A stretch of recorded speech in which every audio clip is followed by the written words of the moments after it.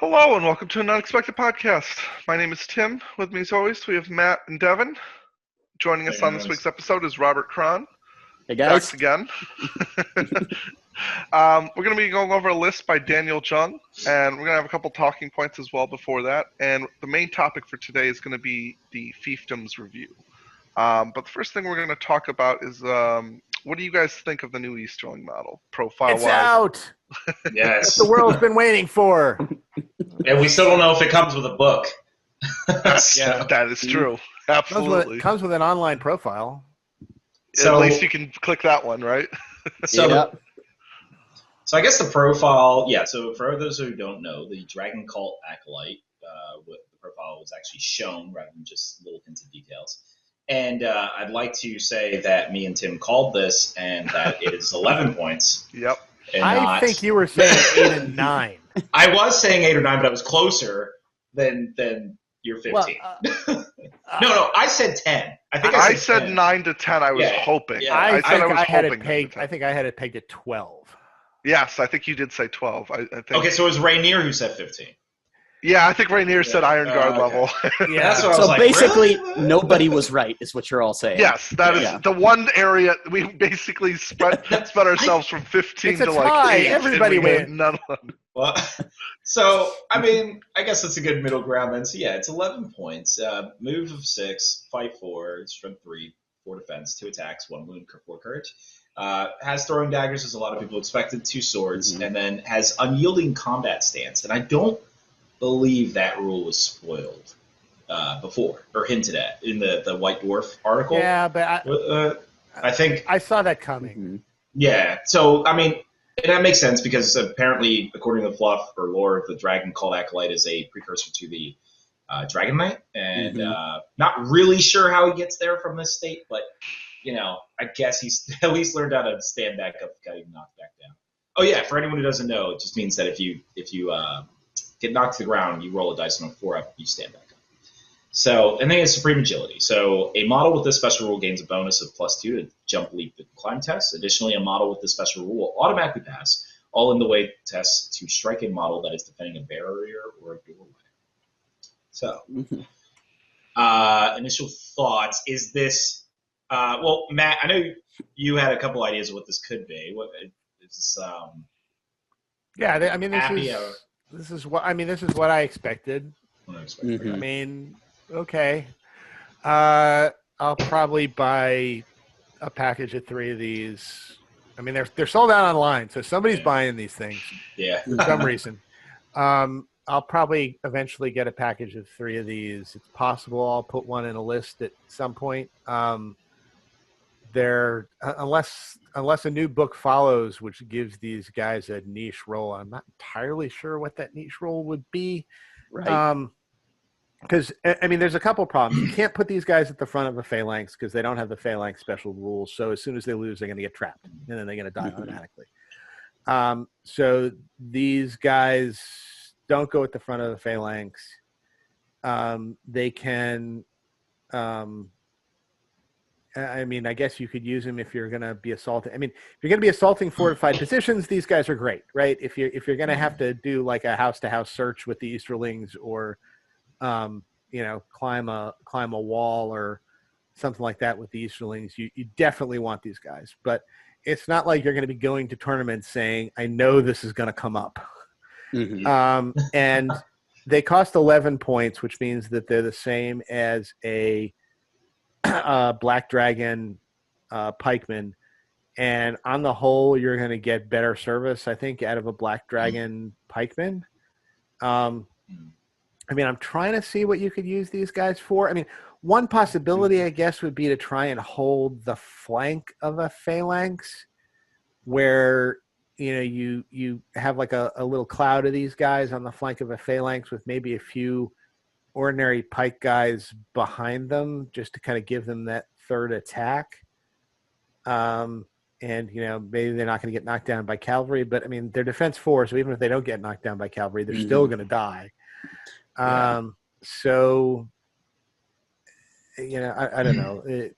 Does anybody have any great tactical insight on how these guys might be used? So I guess I imagine most of these being used. Yeah, I think you would have maybe a few. I don't think you'd have a lot. I can only think of really two purposes. One is there's a lot of objectives in like matches like domination and such where people tend to put them in places that are like in hard to get to areas. I know I've had several games where sometimes we'll stick them in a building, and that's the most annoying experience ever. I guess that would be the niche role these guys fill. Now, obviously, that's super situational. And so if we're talking about just a normal game, the only other purpose I kind of thought of them as like they amplify when a hero goes into combat, they jump in, add 2 dice. Fight. The Easterlings are so there isn't a lot they're adding to the Easterling army that they needed. I wish they were. I mean, I understand why they're not, but I wish they were like move 8 or something. That was the first thing I was thinking. It was like if they had move 8 was because they're light armor, maybe that would allow them to come and do something. Yeah. I now have this image, by the way, because they're supposed to be so athletic, of these guys just kind of like bouncing along the battlefield, boing, boing, boing, boing, boing, just doing backflips all the way. Yeah, exactly. So it's like in ninja movies where they all backflip and then go hiya in front of the line. Right? But I mean, looking at their stats and their armament, they're clearly meant to be an aggressive profile. They don't sit back on an objective in your backfield or something like that. But at Defense 4, they can't really be at the forefront of anything because they're going to die even to basic archery way too fast. So, I mean, the only thing I can think of outside of niche situations where you're either, like you said, going door to door, or whether, it's recon or something and they can take a weird path because they can reliably jump terrain, I don't know, is kind of hiding them behind a phalanx and then jumping them around to the flanks, or using those throwing weapons to try and kill people out of combat that you don't want to be in, right? That's the only other thing I can think of, which Corsairs are going to do better, but I guess they can do it. Yeah, I guess the recon thing that you had mentioned is maybe, I mean, I wish they had some sort of terrain movement type of thing. Yeah. So if they had that, then that actually would be their primary function and use is go there. Right. Go where other people aren't going to go because you're reliably going to be able to get through it. But that's so situational, it's not a battle plan, right? Yeah. I mean, other than that, the throwing weapons, so I know a lot of Easterling players don't tend to take a lot of bows. And so this does add an element against cavalry kiting. Right. So now you just have these guys kind of in the front and able to throw daggers to try to slow them down. I don't even think kiting because they don't have enough range. I think throwing into combats with cavalry to try and dehorse. Oh, well, certainly that function. When I say kiting, so dwarf armies like the Grimhammers and stuff, one of their unique roles is they allow them to effectively have a threat range of 11 inches. Right. So therefore they can throw axes at like a hero who's on a horse and try to dehorse him to stop the cavalry from running around. So I was thinking like that purpose in the situation that you don't have bowmen, which a lot of Easterling players I see don't bring a lot of bowmen. Let's be real, you don't. You're playing Easterlings. Yeah. And so this effectively is your ranged option. Now, you combine that with the movement drum and, the marches that you often sometimes might use. And they are, effectively 18-inch threat range with these throwing knives. With march plus drum. So without drum, then 9 plus 6. So, it's 15. Yeah. So 18 if you did a march on top of the drum. But yeah, 15 normally. So let's go with the more normal situation. You're probably just going to play the drum, not do a march. Well, then now you have a 15-inch threat range type of model. I mean, it might be a thing you could work with. I mean, given that you're going to be banging that drum a lot, in order to set up your actual battlefield dynamics, I suppose maybe they're just someone who dehorses someone. And then as Rob said, dehorsing a model in like a hero who's called Heroic Striker, Heroic Combat, and these guys run in there. Well, obviously the call wouldn't have happened yet, but you know what they're going to do maybe, and they go run in there and they dehorse them. So I think the most useful thing on these characters are actually their throwing daggers and obviously 2 attacks. But based on just what I'm seeing here, I would say everything else is just a situational gimmick. It's really the throwing knives. And they're hitting on 5s with the throwing knives if they move, which is not very reliable either, right? So that's true. So well, I mean, that's only if they're not charging into something. Well, Right. yeah, but in my example, they're not charging because In your in your 15-inch threat range, it's you've got a 1/3 chance of that succeeding, so it's more of a gamble than a strategy. Yeah. That's unfortunate. Yeah, now I'm thinking back to that I'm like, yeah, if they had had a 3 FG value. So, yeah, now they're back to square one useless. And I mean, nothing with 2 attacks and throwing daggers is 100% useless, yeah. but they're certainly not something I would build a list around. I would maybe sprinkle some in. For me, Lord-wise, I don't understand how you go from like a super buff intern to a dragon knight, and from like a ninja to a mounted horseman, which that to me is a little odd. But they're not something I would certainly build an Easterling list around. But I'm sure they will plug in here and there. I am actually shocked at that too, because I'm looking at the dragon knight profile, and it's like there's very little that I see that is like the evolution of these guys to a Dragon Knight. Like if these guys had Shield of Blades ability, where they can use the shielding rule, as if they yes. Yeah, now that would be really cool. Yeah. Fantastic rule for 4 them. dice Makes to shield. Total sense. I mean, if these guys had like, in fact, it's like all of the most useful rules that the Dragon Knight has, these guys do not have. You know what else I find ironic? They do not have the right keyword to be led by Dragon Knights either. They don't. No, they can't be led by Dragon Knights. Which is odd to me, right? Because these are supposed to be their like understudies. So they don't have the Black Dragon upgrade. Right. Yeah. No self-respecting Dragon Knight would be seen with one ever of these taken. They're the seniors. Here are the freshmen. I can't ever be seen with you. Right. Yeah. At what point in the hierarchy do you go from a Black Dragon to a dragon called Acolyte? Is that the hierarchy? And then Dragon Knight? Is that? Or is there do Black Dragons not turn into Dragon Knight? They're just considered elite guard for the Dragon Knight. I guess they're considered. That's a good question, actually. Yeah, because does it go like? No idea. These are the questions that we need answered in life. This is why we're here. This is it. That's no other reason but to answer the hierarchy of the Easterlings. That's it. We need a day one errata on these guys that explains the hierarchy of the Dragon Cult, please. No, this I'd like a flow chart.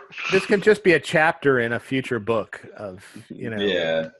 We'll talk to the token. Dragon Cult Esoteria. Yeah, I would just say that. Like, I mean, wish, coulda, shoulda, woulda is what, All right, so but as a positive note, we have no idea. One, I'm hoping that these guys are coming with a supplement, right? And we mentioned this in the last episode. Where I would imagine so. Yeah, and so the overarching idea, I think, for most people, seems to be a possible War of the North supplement, but obviously we also mentioned the Fields of Celebrant. Fields of Celebrant, where the Eastlings got involved there, so that's a possibility. So what we're looking at is a potential army coming with this, and there may be a hero that, when paired with this, or another warrior when paired with these guys, that amplify them. Or actually, I've seen it online. Some people keep talking about a potential legion.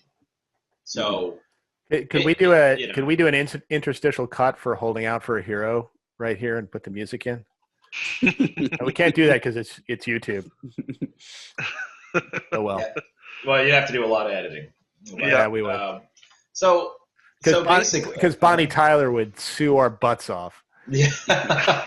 Devin, run up and put on a superhero costume quick. Everybody else sing. So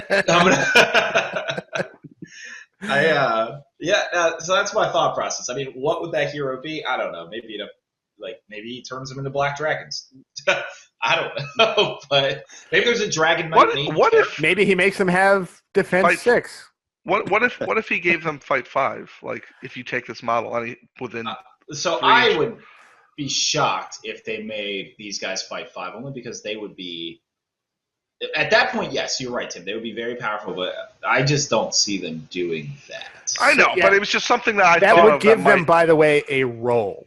Yeah, it would give them a role. And let's be clear here. There is not a single evil warrior model in the game that has fight 5. So there seems to be a resistance to that.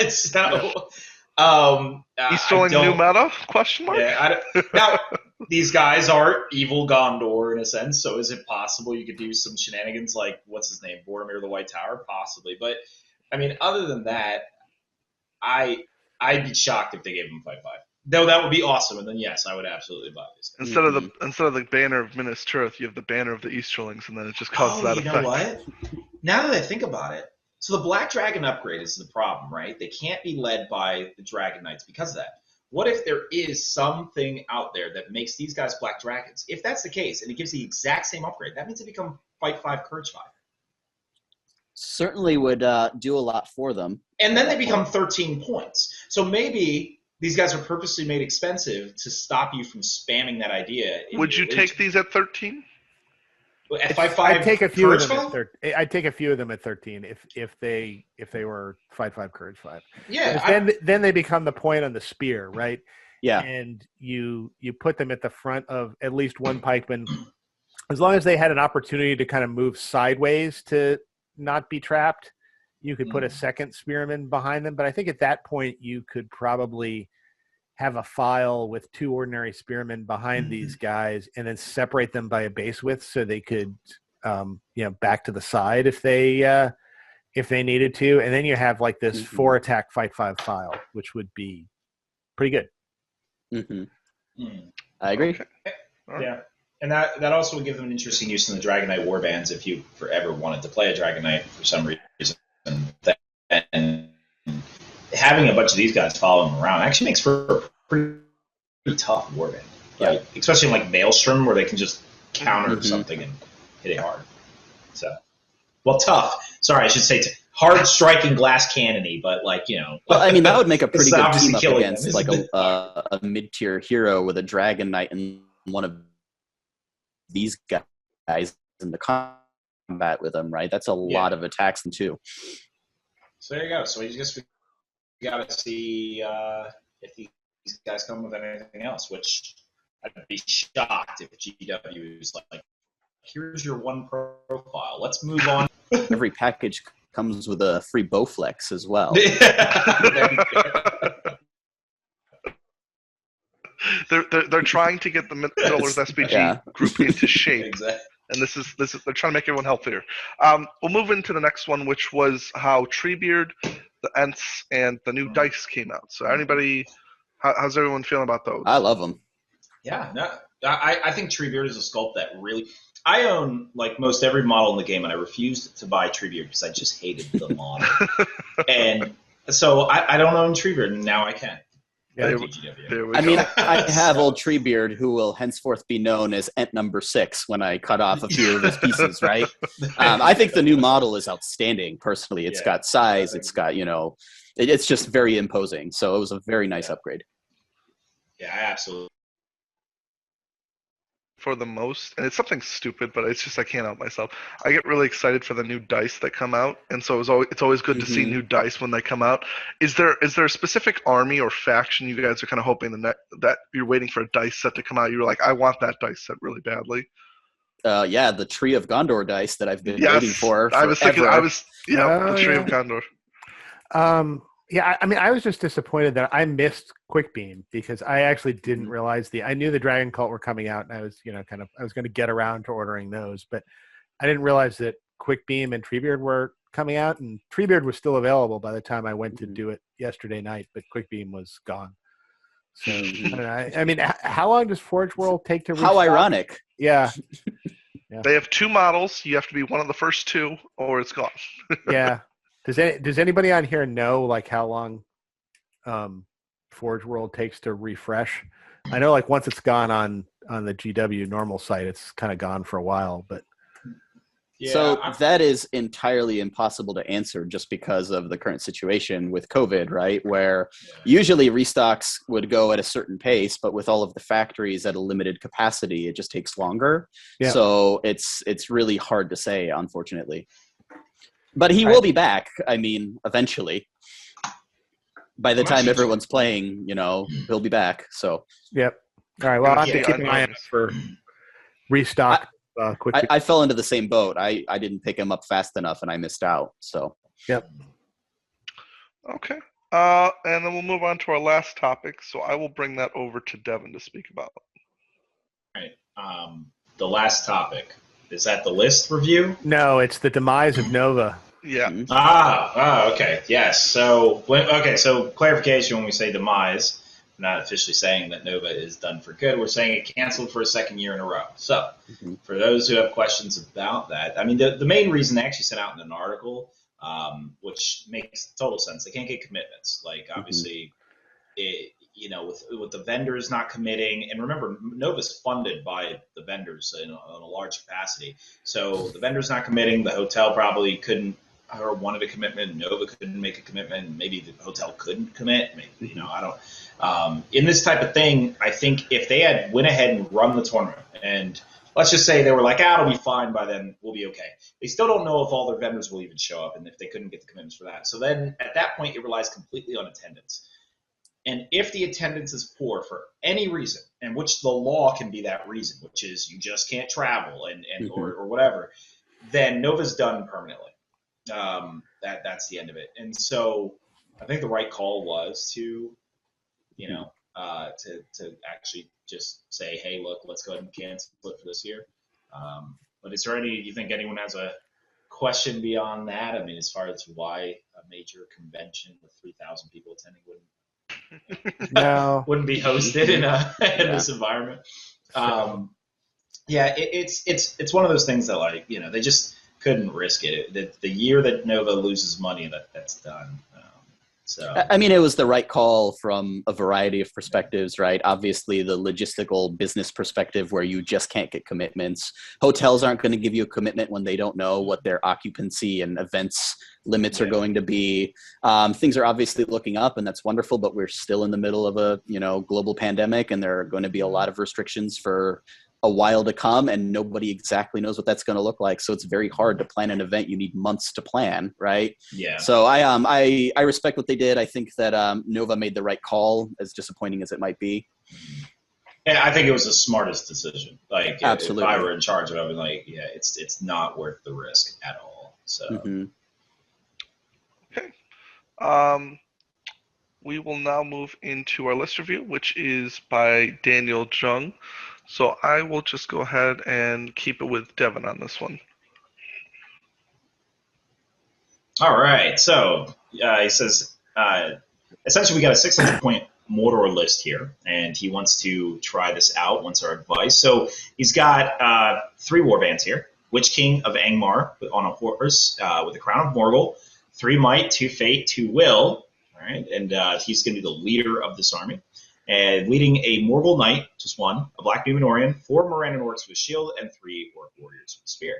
The second warband is Shagrat, and he's got 6 Orc Warriors with a shield, 2 Black Númenorians, 3 Morannon Orcs with a shield, 1 Mordor Uruk-hai with a 2-handed weapon, 4 Orcs with a spear, and 1 Orc with a banner and a shield and spear. So if you missed all that, we'll come back to that, because that's a very random warband. And the last one is Guritz, who is the Master of Reserves, essentially the reinforcement roles. And so it's a single Morgul Knight, which makes it, 3 Morgul Knights he's got in here? No, just 2. So 3 Morannon Orcs with shield, 4 Orc Warriors with shield, 3 Orc Warriors with spear, 1 Mordor Uruk-hai with a 2-handed weapon. So overall, 36 models, 9 Might, 2 striking heroes, which means 2 heroes with heroic strike. He's got a Maelstrom bonus, which is always nice. Magic, got some terror, fight 4, all that. So he has the Mordor Uruk-hai for extra killing power. He said Guritz can be swapped out with Zagdush or Gorbag pretty easily, which I probably wouldn't recommend doing. And I have a 750-point version as well where he adds Kardash. So I guess this is meant to be scalable as well. So let's just review it from what we know, which is a generic tournament, 600 points. I'm looking at it here, and I have to say that on a surface level from what he's got, he's actually doing extremely well. At 600 points, you generally want about 6 points might, maybe 7. He's got 9, and he's got it in very powerful heroes. Yeah, he's got 2 heroes with heroic strike, but he's got Guritz, who actually is no slouch. Once Guritz has kind of done his job, which is all either in the beginning of the game or to the heroic marches, once he's done that, his role is a might battery, which, and he also has a, strength 5 with a pick? Yep, 2-handed pick. So basically, the guy is actually pretty strong. So I actually think he's a solid hitting hero. You have 2 cavalry models, so that's great. I mean, as far as the composition of your actual warbands, it's a little random, but it's not weak. I mean, you're rounding out with numbers. You have enough high defense guys to kind of act as a buffer. You got a little bit of terror-causing guys, which I'm more relating back to the high defense factor. It allows you to be a little bit more survivable. I mean, you got the banner, which is also helpful, especially you should probably be following Shagrat around, and enough orcs to really shore up the numbers. I mean, at 36 models for 600 points, normally you're going to see 40 at 700 points, so 36 at 600 is still solid. Magic. I mean, as far as that, you have 2 extra will. So I said Witch King with a Crown of Morgul with 2 will. That means he's got 12. So he bought 2 will for him. And so with that in mind, that is plenty of will to do the job that you're trying to do with him, especially with the Crown of Morgul, which is necessary. So, from the surface level, and before I go into any negatives, I actually think this is a very solid list. But Matt, what do you think about this? So, yeah, I mean, I also think it's a solid list. I think perhaps I would tweak it a bit. Like, I take both Morgul Knights, and I'd put them in the Witch King's Warband. I would take all the Black Numenorians, and I'd put them in the Witch King's Warband, just to make sure that terror check is going to be made at a -1. And then you've got a little 3-man terror wall, and you've got 2 Morgul Knights that kind of accompany the Witch King on a charge. And, if you wanted to redistribute some other figures to the other warbands, you could do that. I question the Mordor Uruk-hai with 2-handed weapon. I'm not sure kind of why they're there. I question them entirely as well. Yeah, I mean, I think if you want to keep them, you want to keep the Mordor Uruk-hai, give them shields so that they aren't going to be. Can you? Oh, yeah, you can. can. Yeah, you can. Yeah, give them shields. You might actually be better off just switching them to more Morannon. I'm not sure. Yeah, I don't know. I'm not sure why they're there. I might consider if you could find maybe deleting one of them and you could find a point somewhere else, which I'm fairly sure you could find somewhere, and then giving another will or 2 to the Witch King. 12 is I guess a little low on. It's probably okay at 600 points. It's a little low for me. If you could figure out a way to get another will in there or another 2 will in there, I think I'd be more comfortable with it. But I think those are tweaks. I think it's a good combination of heroes at 600 points, and I think it's going to be a good list. Mm-hmm. Go ahead, Rob. Yeah, I completely agree with that. I think the only thing about this list that I would really tweak are the Mordor Uruk-hai. And if you want to keep them as troops, I would either just put more Black Numenorians or trade them out for like Morgul Stalkers, something that's going to give you a little bit of something different. But overall, I think it's solid. So I guess to add another little tweak I would have made, there's actually a surprisingly low amount of spears in the list, which is, you see Shagrat's Warband, you have 6 orcs with shield. And I imagine this came down to an issue of points, where he couldn't get some with shield and spear. Because if we look, all his Black Numenorians look like they're going to go unsupported. It looks like he's got 4 orcs with spear, well, of course the banner, but 4 orcs with spear running around kind of helping an entire warband of 12. And then you have a similar situation up, I guess with technically you have, 1 Black Numenorian, 1 Morannon orc unsupported. It's just an interesting choice. It looks like he went more for the – and I'm not saying you need 50-50, but there is he is dropping it down significantly.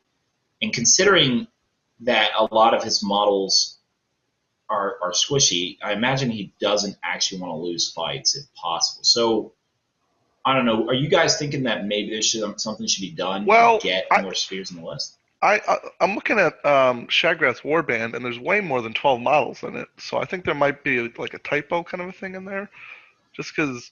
Isn't he a hero? Is he a hero of valor though? No, he's fortitude. He's fortitude. He's fortitude. So wait, 6, 5. Yeah, he's way overdone. Yeah, so he's got 5 more models than he should. Okay. Yeah, but actually, it's funny as I was reading it off. I imagine then the 6 orc warriors with shield was meant to be a different number, maybe a 3. Wait. Or they were meant to be in the Witch King's Warband, because it looks like he only has 9 out of 18 in that one. Yeah. So you could, you could easily move those 2. Yeah, if there's extra figures, if there's extra figures, you just move them to the Witch King's Warband, and I would start with the 2 Black Numenorians. So okay, then yeah. I would also. I wonder if you actually put the banner in the Witch King. So if you move the Morgul Knight to the Witch King's Warband, I wonder if you also put the banner there too, just to well, I mean, I just to would banner the mounted guys. I whenever and I get that, and that makes complete get the guys who, but I think I'd rather have it on Shagrat personally, just because Shagrat has the ability realistically to kill 3 models a turn, and I'd want to make sure that he's doing that with the banner. But I definitely could understand putting him with the cavalry if you move them to the Witch King for the -1, of course, and then the Witch King gets it if he charges in as well. I think it would just depend on how he restructured his warband, but I'd probably want to keep the banner with Shagrat, because then it splits up, what you want to do. So like, if the Witch King's over here, well then not everything is all in one area to take out for points. You don't have the leader plus the banner plus the heavy hitting cavalry. Like not everything's all in one. It splits things up, so it makes them go multiple areas. But are you guys now? I'm looking through this, and I'm seeing that and obviously it's probably due to points. There are a lot of regular orc warriors, so even though there's 36 models, it is kind of low considering the fact that a lot of these models are just regular orcs. He's the good stacking them with strong stuff. Yeah, well, the good thing is that he definitely has a lot of Morannons with shield in front, so that's definitely helping out.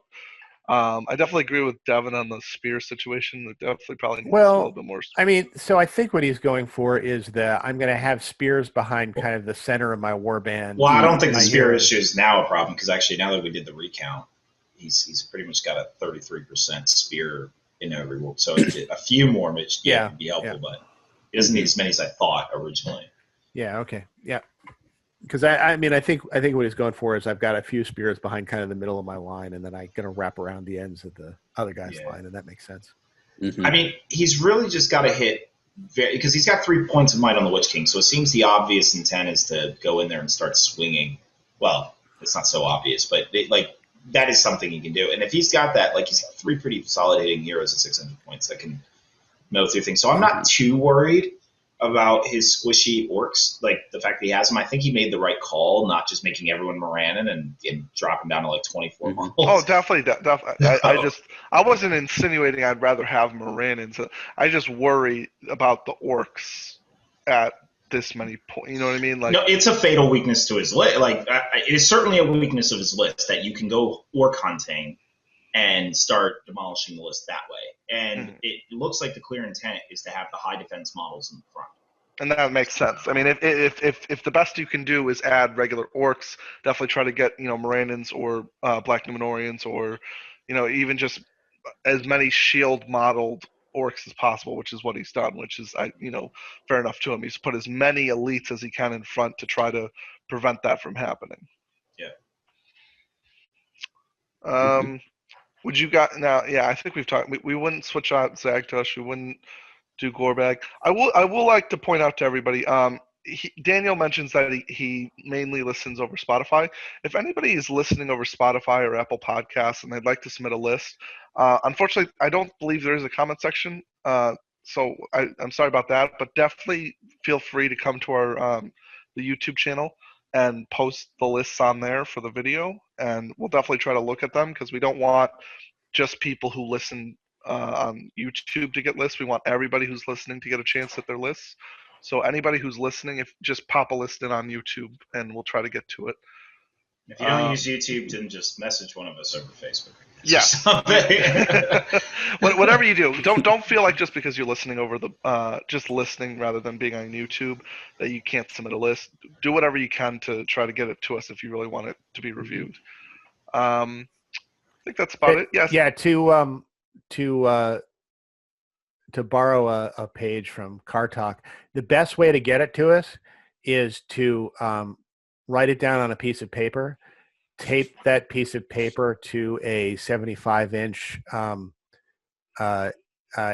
Super HD TV, and then just mail it to either Devin or myself. It will definitely get on the air. Well, I mean, Matt, you're going to get so many of these coming in. I don't know how you're going to deal with them. That's all right. I can sell them on eBay. People are interested in Lord of the Rings list? That's interesting. Okay. Oh, painted. Yeah. That's right. That's right. If you guys could ship, my note with a new Treebeard model, that'd be great. Thanks. Yeah, that's right. Yeah, I mean, I'd even settle for the quick beam if somebody actually got online quick enough to get the quick beam. So. I promise, if you commission my army for free, you will get your list reviewed. How funny of a stunt would that be if GW was so bold as a company to be like, you had to be quick to get quick beam. Too late. That's it. Like, no more quick beam. Well, that's why the quick beam figure has such like the evil maniacal smile. It's because they know nobody's ever actually going to be able to order him. You know what's funny? They put like on the at the bottom of like the foot of one of the of quick beam. It's like 1 of 20. It just has. I have number 17. All right. Thank you for your list, Daniel. If anybody else has a list they'd like to submit, please leave those in the comment section below as well, and we'll try to get to one over time. Hopefully, if you just keep putting them out there, we try to get to new people every week, so we're not going over the same people. We're going to move on to the main topic for today, which is the fiefdoms. So I'll go over the army bonus real quick. Basically what it is there's a lot of models in this army which have a little asterisk. And basically what the army bonus does is any model from this list that has an asterisk will be affected. So heroes, troops, anything will be affected by it as long as it's a part of this army. I don't think I really have to explain it. It is a very good army bonus. You'll probably try to want to keep it because it is very, very good. But we'll go over Prince Imrahil first. I'll just go over him real quick. So he is movement 6, fight 6, strength 4, d7, 3 attacks, 3 wounds, courage 6, 3 might, 3 will, 3 fate. Phenomenal stat line for a killer. For a hero, and he's going to be your leader. He's a hero of legend. He starts off at 140 points. He comes with heavy armor, sword, and shield, but you can also give him the option for an armored horse and a lance, and by all means necessary, equip him with those options to make him 160 points. His heroic actions are resolve, strike, strength, and defense. I've been saying on the past couple episodes, I absolutely love models that have strike and defense. So if you get into those situations where you're going against, let's say, an Azog or a higher tier guy, and you just want to simply attack while at the same time not worry about being hurt, I love having defense and strike in a model, so that's great. He has a special rule called the Lineage of Numenor, which makes Imrahil stand fast 12 inches rather than 6. Always a great thing. And then the main rule for him, which is why he's so good, besides his stat line itself, is Dol Amroth for Gondor. And this is one of the asterisk rules, so this would apply to everybody in the list. Captains of Dol Amroth, Knights of Dol Amroth, and Men-at-Arms of Dol Amroth within 12 inches of Prince Imrahil count as being in range of a banner.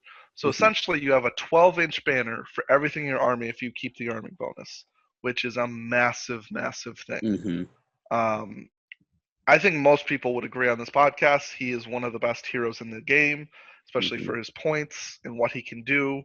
He has the lance to give you that +1. He has the 3 attacks plus the armored horse on the charge. So essentially 4 attacks, +1 to wound, 8 on the knockdown at that point. He's got great heroics. I mean, he can banner himself essentially. It is a phenomenal profile. Thoughts? Any other things to add about him? I mean, I think that this is the reason you play Fiefdoms, right? He is an exceptionally good hero.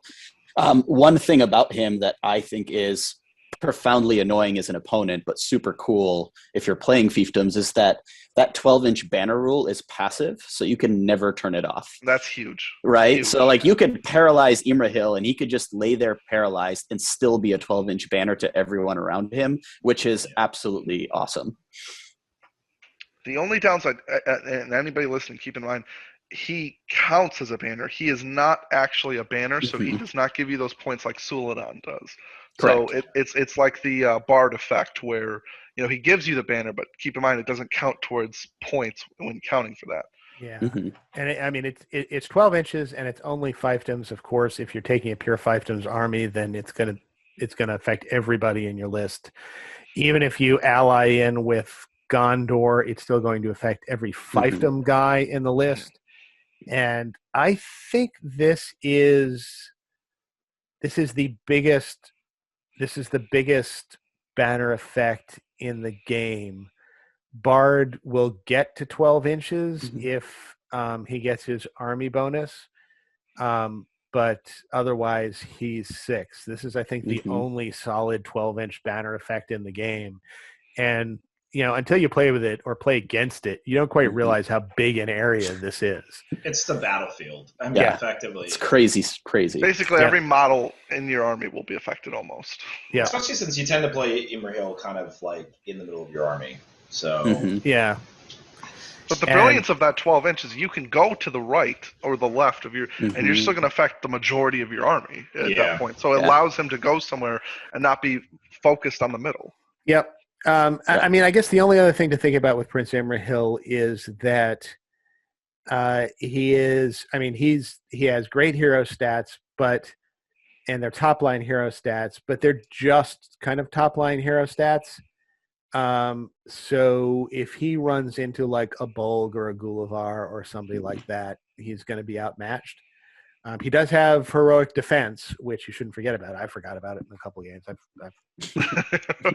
forgot that he's got this, and I'm going into combat with Gullivar and trying to strike up and get above him. But heroic defense is an option with him, and because he has that huge banner effect, you should resist the temptation to send him off on death and glory charges behind the lines. He's really a guy that because he's the center point piece of the list, he benefits the entire army. When he goes down, he's like Bard. When he goes down, the wings come off the army. And you have to, even though he's tough, you have to avoid getting him into situations where something tougher is going to kill him. Okay. We'll move on to the next profile, which is Forlong the Fat. Rob, if you're able to go over that real quick. Yeah, sure. So Forlong the Fat, he is 80 points. He has a movement of 6, a fight value of 5, a strength of 5, defense 6, 2 attacks, 3 wounds, and 4 courage, 3 might, 1 will, 1 fate. He comes stock with a heavy armor, a sword, a war spear, and a war horn. His heroic actions are heroic strength, and he can take a horse as an option.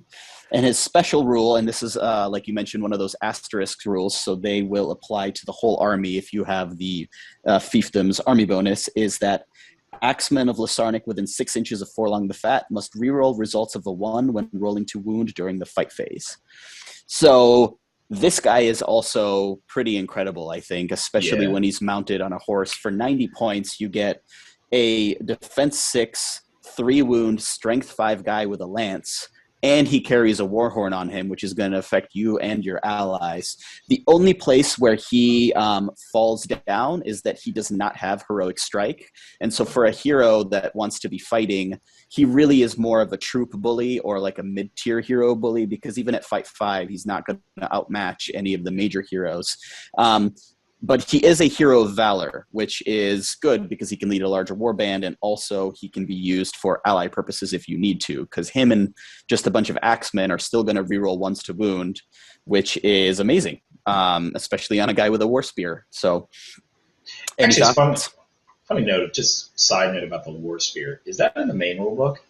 Like a war spear? Yes. It is the main rulebook. Oh, okay. It is a thing. I was just curious because I'm like, does it just assume we should know what that is?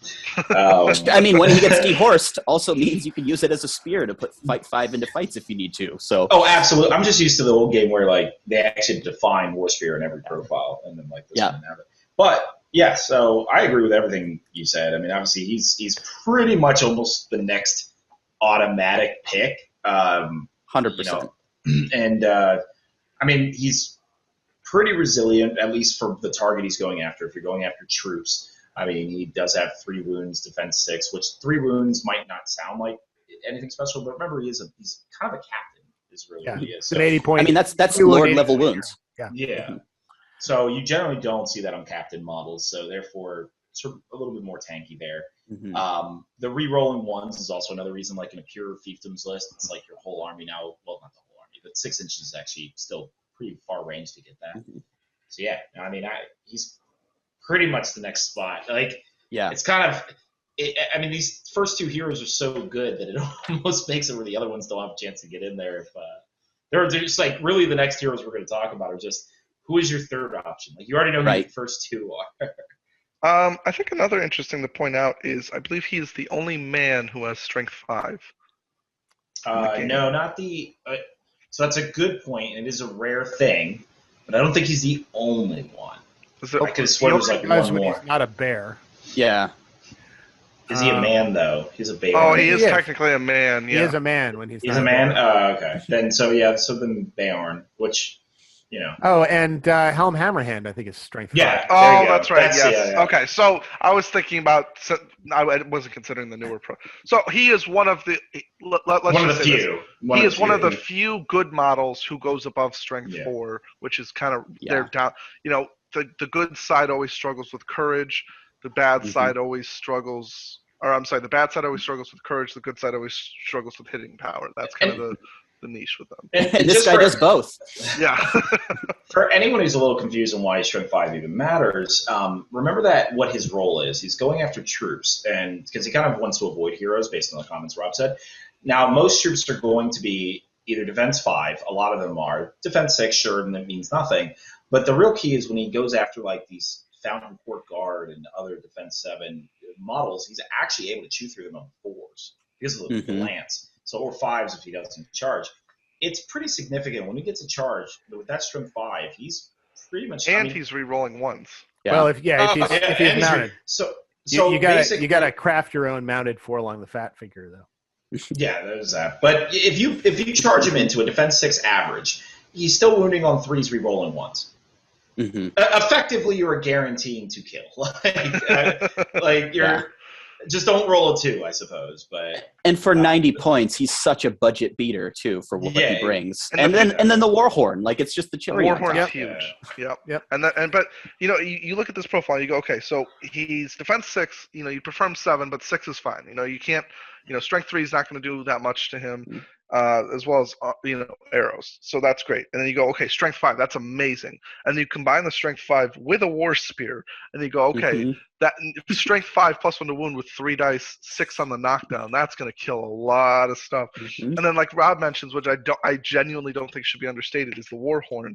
That takes your heroes and your troops up a courage, which basically brings. We'll talk about the profile later, but I'll basically your troops go up from courage 3 to courage 4, and when you get to that courage 4 point, you're like, okay, I'm not really that scared of anything that really has terror that much, because you get to that point where you're like, okay, well now, if 7 is the average number that you're rolling, then I'm rolling average numbers even with the -1. But if there isn't a -1, then I'm rolling above average to get in on most situations. And by the way, to add into that Warhorn thing, if you happen to just ally something from Gondor, then you also get Gondor's army bonus, which affects all profiles in this army list because they all have the Gondor keyword.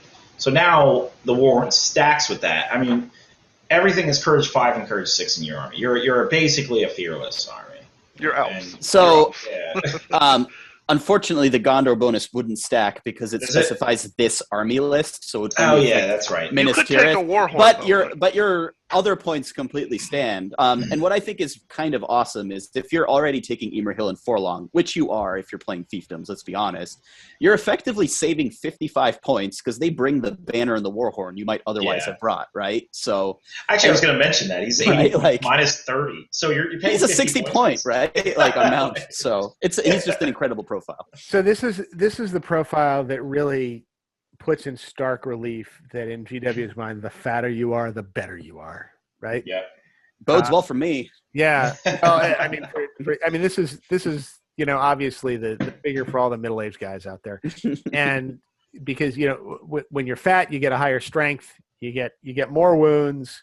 Yeah. Apparently, you get more might, and even if you work your arms out with incredible vigor, you're still going to be strength 3. Yeah, exactly. Right, exactly. Right. He used to be the buffest guy ever. But once that waistline starts to expand, that's where you get the real power fight. The power comes from the core. as GW knows, and I mean, nobody has core strength like Forlong the Fat. The only thing that I wish was in this model was if you could get, for Forlong the Fat, you could get a fat horse for him to run on. You'd have 2 wounds. I mean, that would be great. That is the real downside, is that you go through so many horses in a game as he breaks their back. Yeah, I was hoping to have like a U-shaped back in the horse. I mean, that he is really a needs is real a camel. problem. Yeah, I mean, that is a real problem. I mean, I remember when my family went to New Zealand, one of the things we did is we went horseback riding while we were down there. And I mean, I'm a big guy. I'm not, in the Forlong the Fat category. I think I'm not strength 5 with 3 wounds, but they took a look at me and they're like, "What's the biggest horse that we have in this stable right now?" Oh my God. We got to give him Ben. Ben can take him. So they put me up on Ben. And then we got to the point where we were going to actually run on these horses, and they're on the radio going, "How far can Ben go with this guy on his back?" and I can't imagine what it would be like with Forlong the Fat on top of that. You must have had some interesting, not the type of breed of horses that these guys would have, because didn't they in the medieval times carry fully plated armored guys? Yeah, I'm not sure that there's much call for breeding war horses these days. Yeah. So okay, that's what I was saying. So well, and even then they brought war. multiple horses with them to battle because they would have to change because they'd get tired, right? Yeah. But I'd love to see a fat horse that went with Forlong the Fat with 2 wounds. That would be great. God, now I wish that you could just take loose horses in his warband, just following him around. Okay, so we'll move on to the next profile, which is Angbor the Fearless. So, Matt, if you want to go over his profile. All right, so Angbor the Fearless. He is 65 points. He is a Man Gondor infantry hero. He is a hero of valor, so he could lead 15 guys. He is move 6. He's fight 5, strength 4, defense 5, 2 attacks, 2 wounds, 5 courage, 2 might, 3 will. He is a willful fearless guy, and 1 fate. He has armor and a broadsword, and the broadsword is a bit of an oddity. It's a 2-handed sword, but if the model that is fighting with a broadsword gets a natural 6, it stays as a 6. It doesn't get the -1 for the 2-handed weapon penalty, so it's not quite as much of a disadvantage as a normal 2-handed weapon. His heroic action is heroic strike, so this is the guy who can get you another heroic strike in the list. His special rule is fearless, and then he has the Chief of Lamadon special rule, which means clansmen of Lamadon within 6 inches of Angbor the Fearless gain the fearless special rule, which if you are fighting a pure list or a green allied list, will attach to any figure in the army, any fiefdoms figure in the. So there's your bodyguard. Yep. And not only is it bodyguard, but it's it's for everybody. I mean, you can even make Imrahil fearless. Yeah. So he's another good ad, and he has some. He has some advantages over Forlong the Fat. Fearless is useful in a good versus evil meta in particular. He's cheaper. He's 65 points. You don't have to pay for the horse. So at 65 points for a fight 5 2 might hero. I mean, granted, he's only defense 5, so he's a little soft. But he's a guy that can do some damage, especially, and he's like the shaman in the list, right? He's the guy you put in there if you want to make your front rank fearless and make sure you can charge in against stuff. And he's got heroic strike, so useful guy to have. I don't see this one as much, which is crazy, considering how powerful he is. And I guess it's because all the hero options are so good. But the problem with him is the broadsword. Yeah, which is the inherent problem with everyone who, for some reason, fights with these overly heavy swords. Which, if you've heard Matt's rant on that, then yeah, and I'm sure nobody wants to hear it again because both of our listeners have already heard it on multiple occasions. So probably I don't need to preach to the choir. But the broadsword is a huge problem. Anytime anyone's stuck with a 2-handed weapon, it's always an issue. And if he gets a natural roll of 6, then it doesn't apply. But he's got 2 dice. 3 if he gets a banner, maybe. So I wish they made that if anybody in the fight rolls a 6, he can.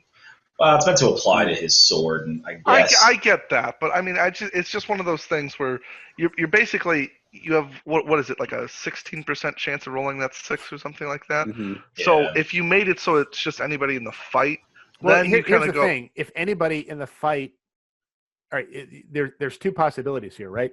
Either somebody with a broadsword is going to roll a 6, in which case it stays a 6, or somebody who doesn't have a broadsword rolls a 6, in which case it stays a 6. Right. So saying that anybody in the fight rolling a 6 would mean that he rolled a 6 wouldn't matter, because somebody else in the fight would have rolled a 6 and you don't need his 6. Yeah, it's redundant. Have I articulated that, or? That's actually a good way to say it. No, well, that's Yeah, you rolled your 6. Yeah, that's true. Yeah. So if you want, he Tim, still gives his fight. Yeah. Tim, whenever we play, you can play it that way if you want. You know what? I just, there are those moments where I start speaking. I think I'm intellectual, and Matt goes, "Nope." I think that I just use a bunch of big words and then mispronounce them and tell you all that that's how it's supposed to be pronounced. It's actually that's what passes for intellectual. It's your son, Evan Iverson. That's the one who makes me feel dumb. You're telling me it's not matriculate? Yeah. Try living with him. It's, a constant. Well, actually. Yeah. I think in a vacuum, when you look at this profile, it's actually not bad. Unfortunately, in a fiefdoms list, there are 5 heroes, and this would be my 5th choice. And a lot of that has to do with the fact that while Fearless is great, this isn't exactly an army that struggles with courage problems. Yeah. So in some ways, it's the least useful bonus that is being applied to the rest of the army. And, that's when you factor in Forlong's horn. Yeah, exactly. Yeah, and you're always pretty much taking Forlong. And so between that and the fact that Forlong is just a more reliable hitting character, and as we'll probably get to down the line, the other characters are just more reliable as like support pieces or more useful. Yeah. This is a profile that usually falls very much on the bottom of the spectrum for me in terms of hero selection. I mean, it's too bad he's not Angbor the Fat, in which case he could be Burly. Yep. And then his broadsword would always roll a 6. And he would have been defense 6. With 3 wounds. Yeah. So yeah, I think that's an excellent analysis of why you just don't see him. And the next profile we go into is so tempting that it really, So, Devin, if you want to go over the next profile. Sure. Oh, as a last note, I think, sorry, real quick, the Angbor, I think where you're going to most often find him is as an ally bringing in a contingent of guys for you, like maybe in a Gondor. I'm trying to think, like, well, they get the +1 courage with their army bonus. And Gondor has plenty of courage bodyguard stuff, so it's not. Yeah. Well, I mean, 4 with the bonus. And also, once you get up to 800 points, you can fit him into this list. Right. Well, yeah, because you've already picked everything else. Yeah, because at the end of the day, he's not that expensive. So he's easy to fit in, and at 65 points for a Fight 5 hero, that's pretty good. And especially with kind of the auto Fearless around him. I mean, it's it's not that he's not worth his 65 points. It's a question of, do you have a list point level that's large enough to put him in, because as you say, there's other guys that are also great buys that tend to go in first. Yeah, absolutely. So, speaking of great buys, let's talk about this guy who almost seems absurd. So Dweener, I think I'm pronouncing that right. Yeah. So he's 60 points, and he's a hero of valor. He's Fight 4, Strength 4, Defense 5, 2 attacks, 2 wounds, 3 courage. So very weak profile here as far as like a captain, not a fighter. 2 might, 1 little, 1 fate. He's a lover, not a fighter. He is a lover, definitely a lover. So he's not fat enough to fight. Yeah, Fight 4. Oh, sorry. Dwayne here, the thin. So, he's got an armor, a sword, a bow, and a spear. Which, nice little array of weapons there. And then heroic accuracy, heroic defense, which I'm actually happy about the heroic defense because it does double up as a doorstop if he wants to be. He's got the Mountain Dweller special rule that he'll probably never use because GW has not released a rocky outcrop yet. So everyone has trees.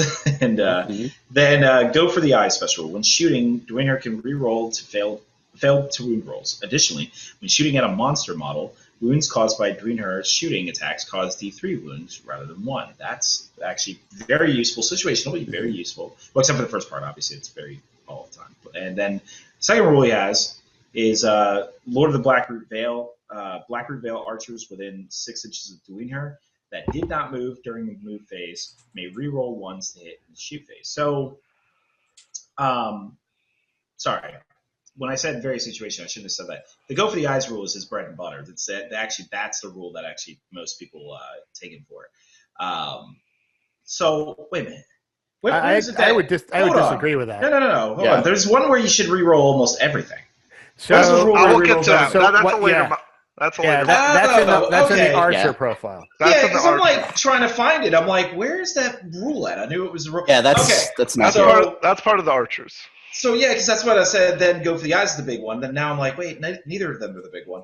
All right, so we haven't gotten there yet. He's not done discussing more in a future profile. I thought I almost read it wrong. So okay, just going based off of then just him, he doesn't seem immediately fantastic. He's just useful.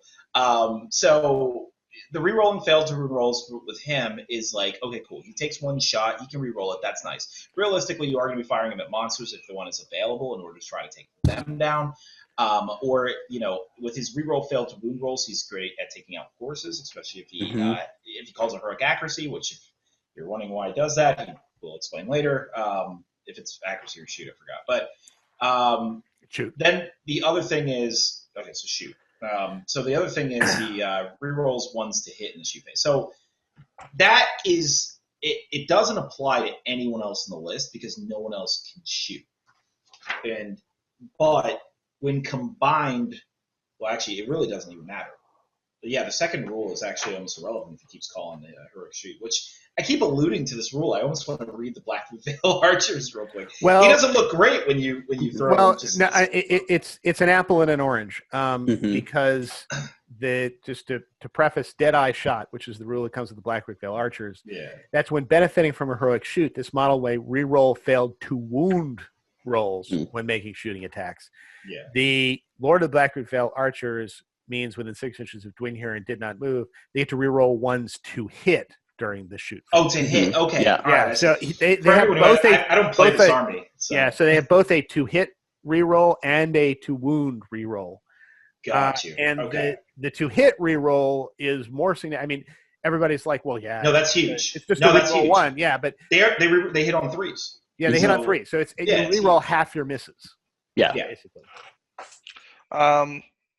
I mean, Dwinghere with I've never come up against him, but that's because I don't play that many different. Because nobody who has come up against him has yet to survive. Yeah, dude, he is terrifying. You can't tell just by reading this profile yet, but this is the scariest model in the army to me. Let me ask you this. Now it says when shooting at a monster model, if you have a fell beast and you're aiming for the wraith, but that is a monster model. No, it's not. Yes, it is. Yeah, because it has the monster keyword in it once. And it applies to the whole model. So it applies to the whole model. Yeah, page 17 of the rule book. So that's really scary. They're not separate. That is really scary. That. It is a ring wraith on a fell beast that has a monster keyword. Correct. Yeah, you're one-shotting a ring wraith for sure at that point. I know they only have... They have one wound, but they only have so much fate. So. When he's going for the eye, right? He's going right in that, right there. I mean, think about it. You get to reroll to wound, plus you have 2 might, plus you get to do. I mean, this you could take out a fell beast in 1 turn very easily. If I'm being honest, you are not spending his might on anything other than a heroic shoot, and we don't know why yet. Well, but later on. I mean, if I'm I will use my might to take out a ring. Well, okay, fair. I will use my might to take out a ring. Yeah. That's remember, true. That is true. Anyone, and you may well want to do heroic accuracy. Yeah. Because remember, anybody can call the heroic shoot, and I have done this in a list. That's exactly it. Anybody. Exactly yeah, I had like my Gondor hero next to my battery of Blackroot Vale Archers, and he would call the shoot, and Dwinghere would call the accuracy. Okay, yes. then you're right. I'm speaking ahead of myself. So full disclosure to everyone listening is I don't play fiefdoms. I just play against them and then died to the shooting. And I'm like, well, I didn't die. I like moved in as fast as possible. But yeah, so that everything I'm alluding to, we'll get to. But yeah, that's why I'm getting things wrong here. Yeah. So Dwin here seems to be the number 3 on the list for heroes to take. Well, that's actually more complicated, but definitely a contender. Yeah. I mean, there are a couple drawbacks to Dwin here, and once you're done shooting, that's it. Well, so here's the thing: there's only one Dwin here, and he can only be in one place on the board. Mm-hmm. So what tends to happen is your Blackroot Vale archers cluster around him.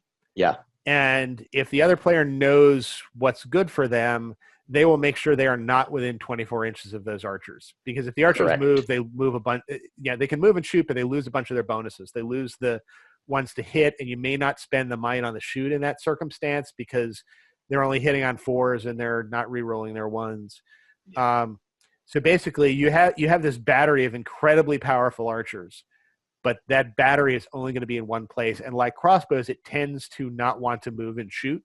Mm-hmm. So you can kind of like hover just outside of 24 inches of these guys, or you kind of put cover between yourself and them. So that's something to keep in mind with Dwin here. Is he's not I'm going to auto win the shooting war, because Dwin here it is in one place, and if you're in one of these maneuver scenarios, you can kind of keep yourself. You can at least mitigate the effect of the archers that are standing near him. And since he's a good model, him and his archers can't shoot into combat, so maybe you eat one turn as you march up, but then you hit the battle line, and that cluster of archers becomes useless for a few turns, right? Yep. So there's counterplay. Yep. Okay. Move into the last hero model, which I know this is probably why Rob's questioning whether it is a very good profile. And for anybody that doesn't know, the captain of Dol Amroth used to be garbage, and I mean absolute garbage. It was the same fight value as its troops, didn't make any sense, very confusing, but now it's gotten much better. So the captain of Dol Amroth is 65 points base. He is fight 5, great, got a bump up there. Strength 4, D7, 2 attacks, 2 wounds, courage 4, 2 might, 1 will, 1 fate. He comes with heavy armor, a sword, and a shield. He has heroic march, which is always, we always talk about how great march is. Only one in the army list that has it too. Yep. Oh, only one in the. So that's another huge part, is he has that. He has the option for an armored horse and a lance. Again, you can get that hitting power, plus you get the armored horse, which is always great. And his special rule, which we'll see a lot in this army, a model with this special rule that is within 3 inches of Prince Imrahil adds +1 to their fight value. So, if you give him his equipment, which then takes him to 85 points, he is fight 6 within Imrahil, if you're within 3 inches of Imrahil. Strength 4 with a lance, 3 attacks on the charge, 6 on the knockdown. Defense 7. 2 might. For 85 points, what you get if you keep him within 3 inches of Imrahil is a fantastic hero. And even if you separate him, he's still fight 5 with the armored horse and lance going at you at 3 attacks. Maybe after looking it over, it's a hard choice between the two, but they both definitely have their benefits. Really, if you have Forlong and Imrahil as your first 2 picks, which we all seem to be in agreement that you probably would, he's getting banner rerolls and rerolls. Banner rerolls, well, yep. And reroll 1 to wound. So he's getting a lot here. And having that March option is also another key thing. 'Cause it's like, there's a lot of games where you wish you had it, but you don't bring it. But Rob, Rob and Matt seem to be our kind of experts on the Fiefdom army. Rob, you're a fan of this profile. So I am. I think that when I build a Fiefdoms army, a pure Fiefdoms army, my ranking goes Imrahil, Forlong, and then this guy. He brings that march, which is very useful.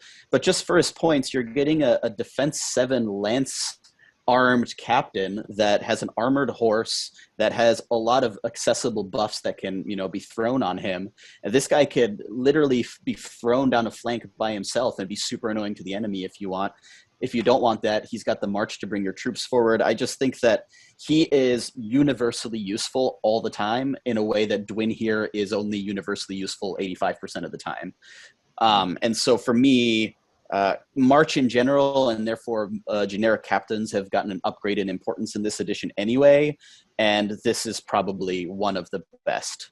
Even if you don't get him fight 6 with reroll 1s to wound, because when you do, he's frankly ridiculous, right? He's better than most named characters. Yeah. I mean, I guess I'm on the other side of I'm on the other side of the Dwin here, Captain of Dalamroth divide. I mean, he is great. You definitely want to keep him within 3 inches of Imrahil to get the fight 6. Mm-hmm. But Dwayne here adds a different tactical option to the army that just isn't going to be there if you don't take Dwayne here. I mean, if you don't have the Captain of Dalamroth, you still have Imrahil who can like charge an enemy hero in the face and stick him with a lance. If you don't have Dwayne here, you don't really have an effective shooting option in this army. And I think this is an army that needs an effective shooting option. And I think it needs it more than it needs March, because the ability to. I mean, Dwayne here will bring the enemy's army to you, and that's, I think, being able to bring your opponent's army to you is better than having the ability to get to your opponent's army quicker.